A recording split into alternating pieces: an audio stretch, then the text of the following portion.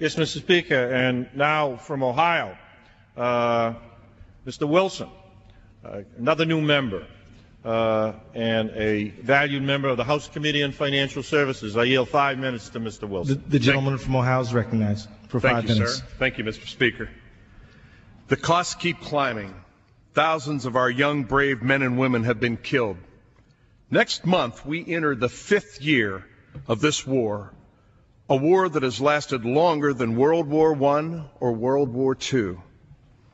Hundreds of billions of dollars of taxpayers' money has been spent, and some of that money seems to have just disappeared into the desert air. The costs keep climbing, and nobody, not a single Republican or Democrat, can deny that. The question before us now is clear. Should we escalate this war and send 21,500 more of our sons and daughters to referee a civil war in Iraq? The American people have spoken out for change, and many of us here have listened carefully. But escalating this war does not reflect the hard reality at home or on the ground in Iraq. Saying support our troops is easy, but actually standing up for our troops overseas and their families here at home demands so much more from us. We must ask the tough questions and provide real support instead of empty rhetoric. Supporting our troops requires that we protect their bodies and lives with the best armor available. Supporting our troops means equipping them with the most reliable weapons and effective training. Supporting our troops means to stop when they come home from the war, does not stop when they come home. It is the nation's solemn obligation to care for those who have given so much. Supporting our troops means that we must ask ourselves a hard question. Should we send more of our sons and daughters into the constant crossfire of Iraq's civil war? The answer is no. And Mr. Speaker, it comes down to supporting our troops. In addition, the best armor, the proper respect and the right benefits for our troops deserve the right plan. In fact, nothing matters more than the right plan. Our heroic soldiers have done everything that we have asked of them to do. Without a realistic plan to guide them, we cannot say that we are supporting our troops. While sacrificing health care for children and pharmaceutical needs for our seniors, this administration has shipped 363 tons of cash on pallets to Iraq.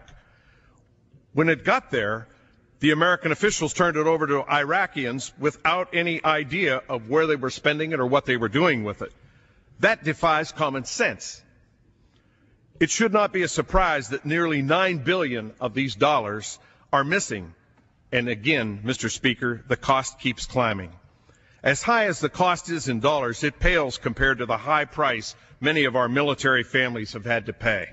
Our troops are overstretched, their families are overstressed, and there is no relief in sight. Every one of our active duty military brigades have served at least a year long in Iraq or Afghanistan. When a mother or a father or a husband or a wife is abroad for a year, it places tremendous strain on the family. Too many families have been torn apart by this war. The cost of broken families will never be entered into an accountant's ledger, but the cost is too high and it just keeps climbing. This month, one young man from my district was killed in Iraq. I know that this country will feel his loss.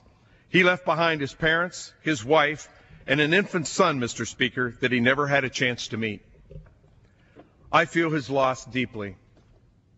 And I ask all of my colleagues to remember that every man and woman that has been killed in Iraq cannot be replaced and leaves behind many people who depended on them. The resolution before us today could not be any more clear. It states that the Congress will continue to support and protect our troops. I will never vote for any legislation that will endanger our troops in the field, and we will never vote to cut off funding that will help to compromise the safety of our men and women in uniform. But escalating this war and sending 21,500 more troops to referee a civil war is not the answer. The American people have spoken, and they demand that we support our troops with a real change in direction. As the voice of the people, Congress will make sure that this administration finally takes notice. I yield back my time.